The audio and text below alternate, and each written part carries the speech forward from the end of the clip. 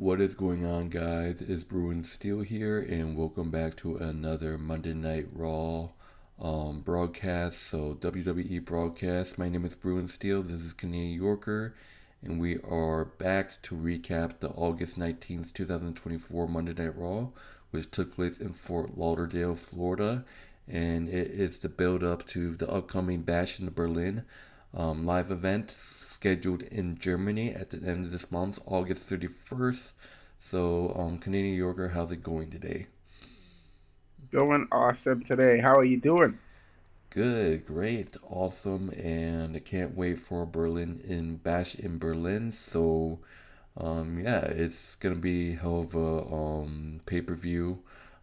Like I said, I really enjoy how pay-per-views are happening like outside of the U.S. So that's great to hear that Triple H is doing that. There was talks about how Triple H might say that sometime in the future WrestleMania might take place in London. So Hmm? that's gonna be exciting. So if WrestleMania can make it to London, so but let's get started with this broadcast. So I did not watch Monday Night Raw. I was doing stuff. So I only caught up some highlights. So I'm not sure if you watched Monday Night Raw. Did you? I didn't see any. I didn't see it Monday Night Raw. I'm sorry.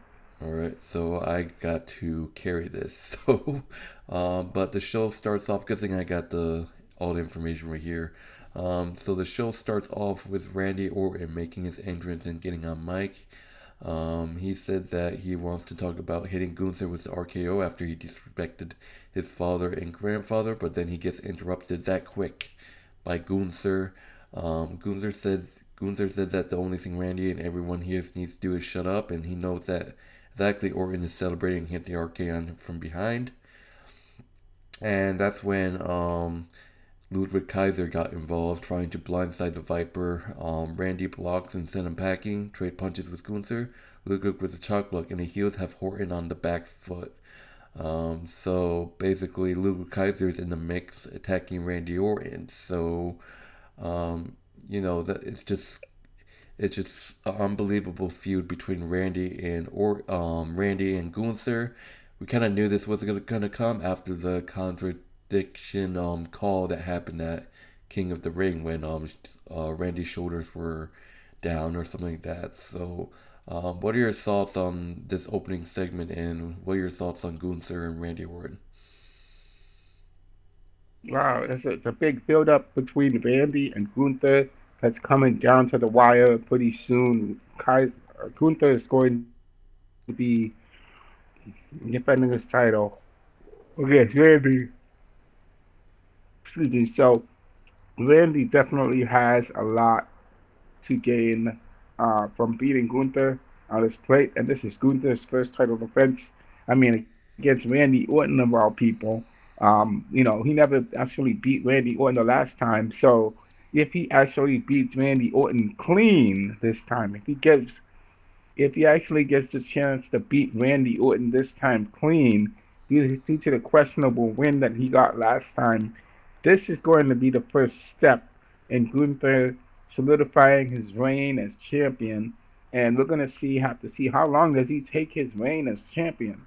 I mean, if he takes his reign and takes it pretty far, it's going to be quite a ride. We're going to have to be hanging on for our coattails for this journey. Um, Randy Orton, he has been known to pull off upsets and do the unimaginable. So Randy Orton can definitely beat Gunther. This is just a toss up between the both of them. It's back and forth. All right, so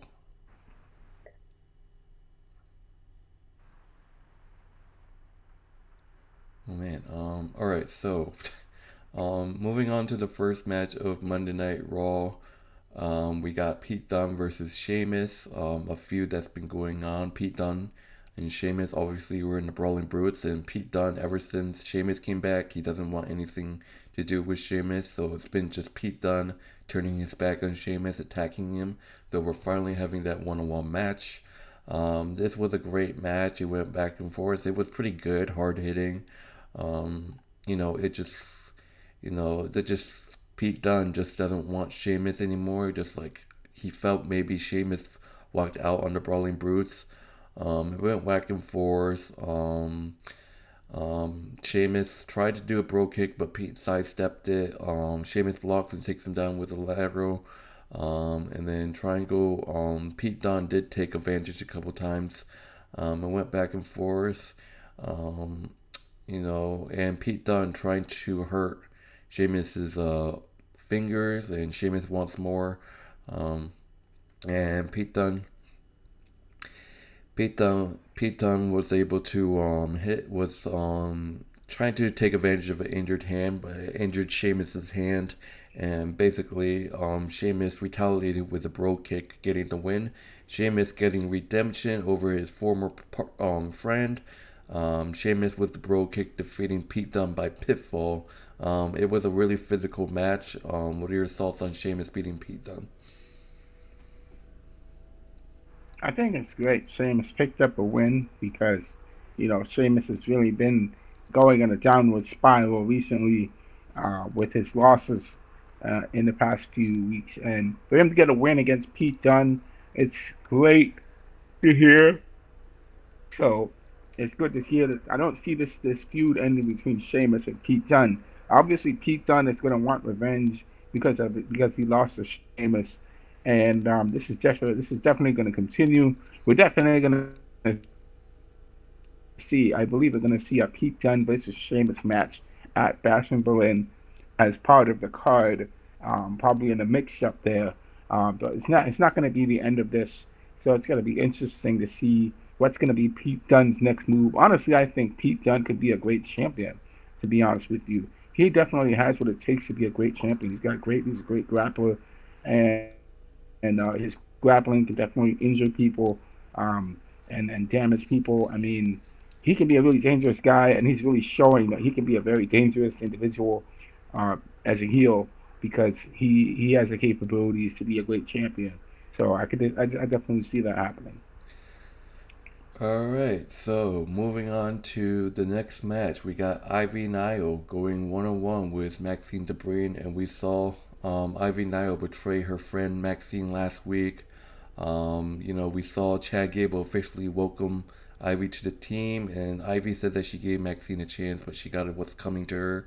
So now they're having a one on one match, and I just wasn't really sure, about this match because I'm thinking poor Maxine has to be thinking about what just happened because now all of a sudden she has to face her former best friend, and I can imagine Maxine doesn't want this match, so I'm not quite sure what's going through Maxine's mind right now. So basically, starting off with this match, Dupri with a drop kick taking Nile to the floor. So Max Dupri did have some fight against her old friend here, throwing her into the barricade a few times. I thought maybe Maxine was trying to beg Ivy to stop, maybe not say that I don't want to fight you, but it seems like Maxine had a different heart, saying that you want to do this, let's do it right now. She threw Ivy Nile over the announce table, throwing back inside. Round kick takes Debris down multiple punches, but then the lights started to go down and Nikki Cross appears. That's what you get for turning on family. That's what the White Six does. And Nikki Cross appears as the ring's filled with smoke. American Maid slides in to defend her, and the Wyatts are the apron, and Cross attacks Nile along with the Wyatts. Uncle Howdy was able to hit Sister Abigail on Chad Gable. Like, Chad Gable can't escape Uncle Howdy, oh my god. And the rest of the gang got attacked by Dexter Loomis, Joe Gacy, Joe Gacy, Dexter Loomis, and Erica Roman. And the match goes to no contest, I think. Yeah, so no contest. That's what happens when Ivy Nile betrays a family member, which was Maxine, like a friend. So what are your thoughts on this match? I mean, it went to no contest. So, but what are your thoughts on this whole Wyatt Six? And yeah, Ivy Nile did get what's coming for her, right? Yeah. Yes, I agree. I agree that Ivy Nile. I mean, man, it's horrible that she betrayed Maxine the way she did. I mean, I would say that her betrayal is it's a betrayal. But for her to betray the way she did, man, it's just bad for Ivy. And Ivy, obviously, for her, what happened to her, obviously, there's always a reaction for something, for an action for there's action and there's reaction. There's a reaction now to what's happening to Ivy now. So Ivy has to definitely face Nikki Cross sometime in the future, and she's got to make some sort of adjustments, and as well as Chad Gable and the American Made guys, the Creed brothers, they have to make some adjustments in facing the Wyatt Six. So I definitely see the Wyatt Six are going to be definitely feuding with American Made, and we're gonna have to see them. There obviously has to be some sort of breakthrough for either team. So um, the this feud is not over yet. It's not over. Yeah.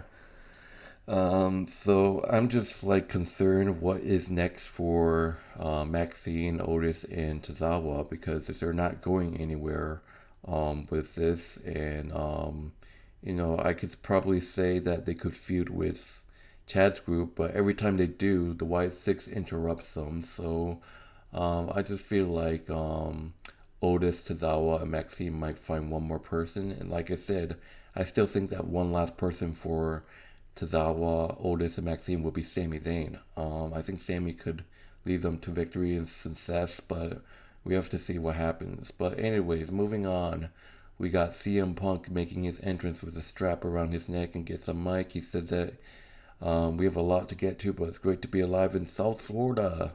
And he basically said that he's not on the streak. He said that basically something about Taylor Swift. I don't remember what he said. But then he mentions Drew McIntyre. So he said that Drew McIntyre says he hates him and wants to wash his hands and walk away. But he made it personal. Drew says he hates him, but he thinks he loves him and he knows that he's obsessed with him to the point of wearing a bracelet. And basically, CM Punk challenges Drew McIntyre to a strap match in Berlin. They will have to tender wrist to wrist, and you have to touch each turnbuckle in turn. And then CM Punk gets interrupted by Drew McIntyre. Drew McIntyre says Punk embarrassed him last week, whipping him like a pediment child. And now he challenged him to a strap match. And basically, he asks CM Punk if he starts drinking and accepts the match. Drew tells him to loose the strap and they'll give him a show. Punk goes so far as to offer a trade, the strap for the bracelet. Drew thinks it over and slowly slides the bracelet before laughing, saying no, and that Punk is a liar and hypocrite and will whip him like a dog if he goes with it. Besides, Larry and AJ are much safer home with Drew McIntyre. And then CM Punk says he won't be safe in Berlin because it's not Punk that's attracted to Drew, it's Drew that's attracted to Punk, and basically that's pretty much it. And oh my god, this rivalry is intense. So it's official, guys. It's official, guys. CM Punk and Drew McIntyre will go 1-on-1 in a strap match in the Bash in Berlin pay-per-view. What are your thoughts on this? Oh man, I got a lot to say. The great thing about this match is that we don't have Seth Rollins involved. It's great that Seth Rollins is not involved in this match. So now we're gonna see a true matchup, not like SummerSlam, where Seth Rollins is there. Seth Rollins doesn't like both these guys. Both these guys don't like Seth Rollins as well as each other. So I mean, the SummerSlam match was interesting. Um, but now we have somebody. The referee is not partial. The referee is just impartial to CM Punk and to Drew McIntyre. So now we're gonna see both of them clash. We're gonna beat like try to get. We're gonna see who's gonna become the winner over this thing. And now this is not just become over who's the better guy or whatever, or who's defending who. It's about CM Punk. It's become a personal match. And CM Punk is going to get his bracelet back. He wants that bracelet back. The Drew McIntyre is holding on to his bracelet that belongs to him, and it's just interesting. This is going to be, I think, one of the focal matches in in at Bash in Berlin. We're gonna see who is going to be the who is going to be coming out the winner out of this match in Bash in Berlin, and who's going to be taking that bracelet home with them at Bash in Berlin. So it'll be very interesting to see what's going to happen. So Alright, so moving on to the next match. We got a six-man tag team match. We got New Day, Kofi Kingston, and Xavier Woods, and Odyssey Jones versus the Final Testament, Karrion Kross, Rezar, and Akam. So you know the history, be the feud between these two. Obviously, Karrion Kross wants Xavier Woods to bring out his demons, to ruin everyone. This was a great match. You know, I actually saw that this is the night where Xavier Woods turns heels. But no, I was actually wrong about that. Kross and Kingston, New Day man in control early. Scarlett once again runs interference. Karrion was able to hit a Death Valley driver. But then Kofi Kingston, so there are some indications that Xavier will indeed turn heel. Kofi was reaching for a tag. Karrion Kross was exploding suplex to cut him off. But Kofi would eventually get a tag, but instead of tagging Xavier, Kofi tagged Odyssey Jones, but which made Xavier Woods not happy. So Xavier Woods was pissed off that he didn't get tagged. And then Jones runs over the Final Testament lads. AOP with a double whip, but Jones takes him down with a double clothesline. Failing headbutt cover, Kross breaks it up.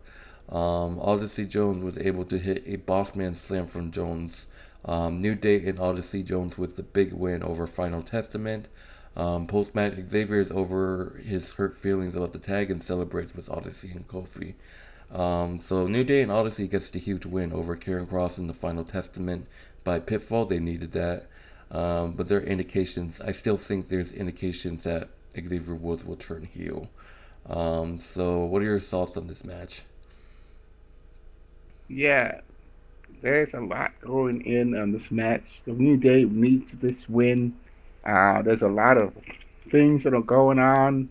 Um, I think Xavier Woods is a little hesitant to accept Odyssey Jones as a new member because in his head he still has that. They mentioned before the match that he doesn't believe Big E is going to be replaced.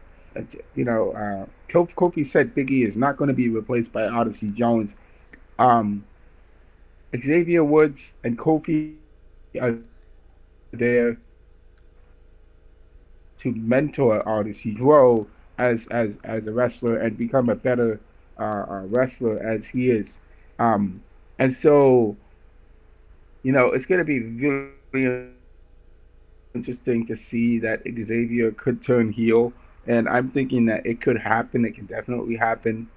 He could definitely turn on Kofi next Monday, next week. However, it could be that we could be actually be getting worked, and Kofi Kingston could be the one that's turning on Xavier. I mean, it could go either way, honestly, but it's more likely along the lines that Xavier is the one that's going to be turning because he's feeling jealous about how things are. He's missing Big E.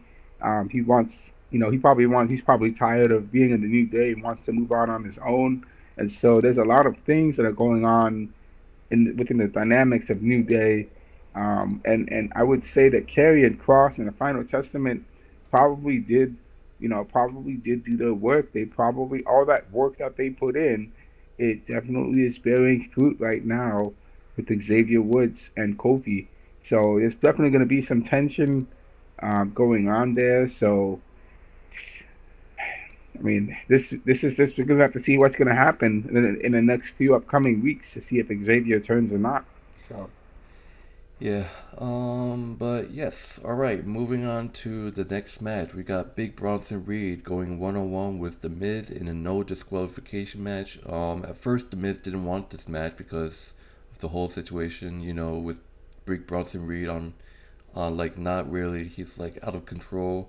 But The Miz says he's doing this for R-Truth after the Bronson Reed physically destroyed R-Truth last week, like he did with Seth Rollins. But then this is a no disqualification match. Miz charges in, gets framed by Reed.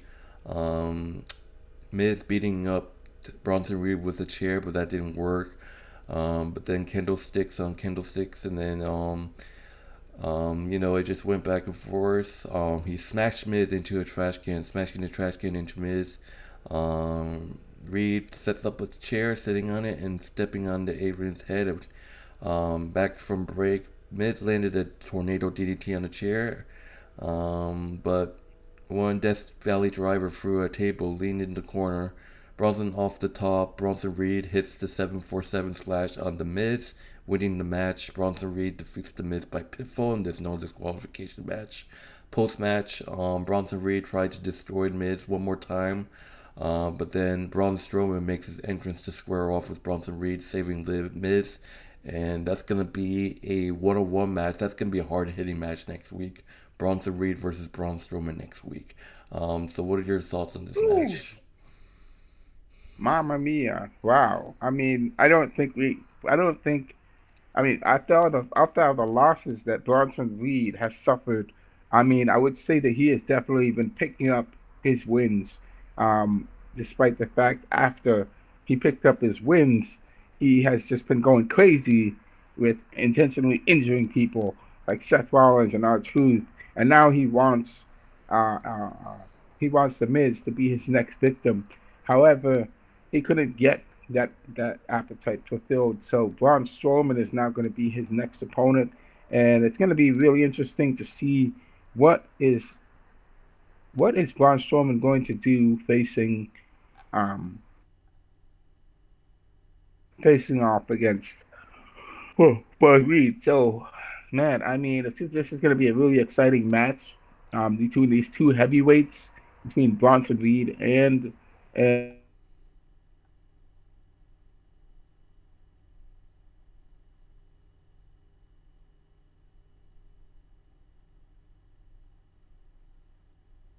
these guys. Nobody should get arms for anyone who gets in their way. So, we should just let them duke it out and see what's going to happen. So, Yeah, all right. So moving on. So we were supposed to get a one-on-one match with Damian Priest and Dominic Mysterio, I believe. But then Damian Priest got attacked during his entrance. He was ready to some and fends off the three of them. He goes to take Finn Balor out, but Carlito makes the save. Rhea Ripley attacks Dominic Mysterio from behind and takes him out with a headbutt, cleaning the announce table. But Liv Morgan attacks Rhea Ripley from behind with a steel chair. Judgment Day holds down Damian Priest down in the ring while Liv beats Rhea down on the announce table, throwing Rhea Ripley into the steel steps. Balor takes Priest out with a coup de grace. Liv with the Oblivions on Rhea. Frog Splash from Dom onto Damian in the all new, all different Judgment Day. This time, they finally got it. Stands tall over the Terrier twins of Damian Priest and Rhea Ripley. So they got it. They finally was able to take down Damian Priest and Rhea Ripley. The first couple of weeks it looked like Damian Priest and Rhea Ripley were unstoppable, but they finally got their numbers. But now people are scratching their heads. It's like maybe now's the time Rhea and Damian needs help now. We have to see what happens. But uh, maybe the number games finally got to them. And before, I think last week I even said it. The event, the number games are eventually going to get to them. At some point, the new Judgment Day are going to stand tall, and here we are. So I had a feeling that the numbers games were going to get to Rhea and Damien. So they looked unstoppable, but I mean, I said that the number games will eventually get to them. They're going to need help. But question is, who's going to help Damien and Rhea? At first, I said Jay and Sammy, but I think they're going to SmackDown for the whole Bloodline Civil War. But we have to see what happens. But what are your thoughts on this? What's your thoughts? I think, honestly, for the first 2 weeks, we saw Damian and Rhea dominate the Judgment Day. This past week, Damian and Rhea get dominated by the Judgment Day. I think if I don't think it took all four members of the Judgment Day to keep to beat down Damian Priest. Now, they can't all beat down Damian Priest, right? All Rhea Ripley has to do is face Jay. She has to face Liv Morgan. Liv Morgan is shorter than her. Rhea Ripley should be able to to beat down should be able to beat down Liv Morgan with no problem because she's bigger than her, she's taller than her. Yes, she was injured by her, but that shouldn't stop Rhea Ripley from taking down Liv Morgan by herself. She can do it by herself. And on top of that, Rhea Ripley is also a pretty strong woman. She let's just say that she can definitely hold her own against the guys, some of the guys, and she's definitely done that before for the past 2 weeks.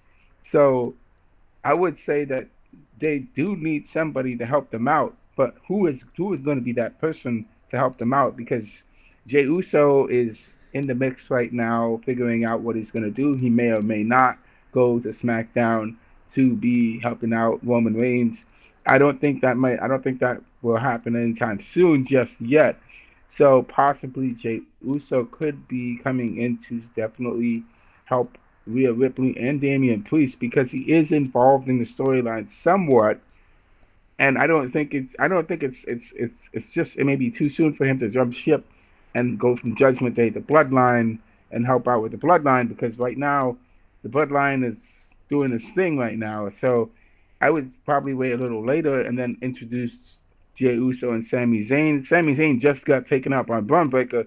I mean, he's probably up, puking out of his guts right now because Braun Breaker speared him 5 times over the course of his matches with him. So Sami Zayn has definitely been taking a break. Um, so I think that Sammy and Jay just should keep on moving forward in their individual careers. I think Jey Uso right now is it wants to challenge Gunther for the World Heavyweight Championship or challenge some other wrestler for the championship right now or the Intercontinental Championship. So I think he's doing something. He wants to challenge Ron Breaker for the championship. So honestly, we're gonna have to see what's gonna happen with Jey Uso and Sami Zayn. Um, but I definitely think that the new Judgment Day they're looking pretty formidable. They're not intimidating. They're not scary. They were actually more scarier when they had Damian Priest and Rhea Ripley. That's my thought. Those are my thoughts. But now that they don't have Damian Priest and Rhea Ripley, they're looking pretty strong. They're looking pretty formidable. But I don't feel any sense of fear and intimidation from them. I think they're now taking the classic heel route, and they're looking pretty bad. They're looking pretty, they're pretty despicable. But I don't really scared. I'm not really scared of them. But I can definitely think Rhea Ripley and Damian Priest can definitely hold their own against the Judgment Day right now. I don't think that they can. They don't really need somebody right now, but I definitely think they can hold their own against the Judgment Day. They've proved it. They've proved it for the past 2 weeks. They can hold their own. You know, pretty much. Yeah, and this is a thing that was brought up by our friend Joey. So you all know the OG Judgment Day with Rhea Ripley, Damon Priest, and Edge. So let me talk about Edge for a second. So obviously, Edge left WWE. He went to AEW. But our friend Joey said that imagine this. Imagine if Edge actually made a return, because our friend Joey actually said that right now Edge is kind of getting sick of AEW. So what if Edge makes a return back to WWE and ends up joining Rhea Ripley and Damian, forming the OG Judgment Day? Look at the Bloodline. This is why they called them the OG Bloodline versus the New Bloodline. They could do that with the Judgment Day. They can do New Judge Day versus the OG Bloodline. Just imagine if Edge came back. um, I could see that happening. I could see that happening with Edge coming back and rejoining WWE to help to be with Damian Priest and Rhea Ripley. But obviously, if that's going to happen, I mean, obviously Edge has to. I mean, Rhea Ripley and Damian Priest have to make amends with Edge, obviously, because obviously they definitely burnt some bridges with him, and now they have to face with the New Judgment Day right now. Honestly, I would say they don't have a lot of allies as far as in the men's division. I say the Damian Priest probably does have some allies. I can definitely see Seth Rollins coming back. Once I mean he is injured right now, but he could definitely come back and help Damian Priest against the Judgment Day because Seth Rollins doesn't like Finn Balor. Let's be honest, and Finn Balor doesn't like Seth Rollins. I can definitely see Finn Balor. Finn Balor would also be another Which candidate makes to sense come because I out think and help. Seth Rollins and Damian Priest, ever since they faced off against each other, they kind of had the respect after the match. So, like on Raw, yeah. Yes, I could definitely see that All right, happening. let's move on. So we don't keep talking. But moving on to the next match, we got a triple threat match, tag team triple threat match for the WWE Women's Tag Team Championships. We got Damage Control, Io Sky, and Kairi Sane versus Pure Fusion Collective, Shayna Baszler and Zoe Stark versus the Old Holy Union, Alba Fyre and Isla Dawn. So all I can say is, okay then, all right, so let's talk about this match. It was a great match. Um, Shayna Baszler and Dane to start. Carrie sends her packing, joined by Sky to hold the court. It went back and forth. Stark choking Sane in the ropes. She shot from Sonya Deville at the ringside. I guess it's no disqualification, I believe. Um, Damage Control with a double team suplex. Sane covers, but Dong breaks it up. Razor lights Curry Sane up, catching with the Kudovic clutch. Dane backs her into the corner and lands a backflip. Going for it, heading up top. The champs tag in. Unholy Union takes the advantage and they get the win. Unholy Union defeats both Damage Control and Pure Fusion Collective to retain the WWE Women's Tag Team Championship. Um, Look, all I can say is, all right, they kind of, they impressed me. All right, I give it to them. This time they impressed me, but so far their title reign hasn't been really impressive. But yeah, I now I'm impressed. I give it to them because they just like they defended it against Jade and Bianca, and Blair had to interfere, and their title defense on NXT was mediocre. But honestly, this was their like best title defense, and as boring as their title reigns, this is what I love to see. Unholy Union getting a run with the title and actually putting up a good match. This was a great match. So do this more often, and maybe I'll, hit the green lights and saying that yeah, they deserve to be WWE Tag Team Champions. Well, let's be honest here. Unholy Union, yeah, they have not been a very active tag team, and now they finally have a an actual legitimate win over the Future Collective and Damage Control. Honestly, it would have made more sense now that they are a legitimate tag team champions. Let's see them defend their titles more and see where they're gonna going forward. As because now that they have this out the way, now that they have Damage Control, now that they beat Damage Control, now that they beat the Future Collective, Damage Control has been champions before, and they've defended their titles before. So they've already been the champions. Future Collective, we haven't really seen them become the future. They've been definitely running and definitely been trying to become champions, but they just can't get over the hump for some reason. So because now Alba Fire and Dawn are the champions, so now that they're out the way, now they have to face the big deal, the big, they have to face Bianca Belair and Jade Cargill to they have to beat them. They have to beat them now, obviously, or else Jade and Bianca are going to beat them to become champions again, and we're gonna have to see how it goes with that because I think they can definitely. I think Jade and Bianca can definitely become champions again, but we're gonna have to see what's gonna happen with them going forward. So you know, you see, I mean, the women's tag team division is so talented. There's so many teams that are still there. They have teams that can challenge them going forward. Chance and Carter haven't had a championship run yet, so it would be great to see them get a chance to face off against the Unholy Union. Alright, so moving on. Finally, we are here at the main event. We got a one-on-one match with Randy Orton and Ludwig Kaiser. Before we start, I just want to give my condolences to Matt McAfee, which this was going to be his last Monday Night Raw as an announcer because Pat McAfee will be returning to NFL season to announce the NFL games. So all I can say is good luck with everything, Pat. Thank you for all the great times you were an announcer. So hoping maybe I'll hear you a little bit during the NFL season.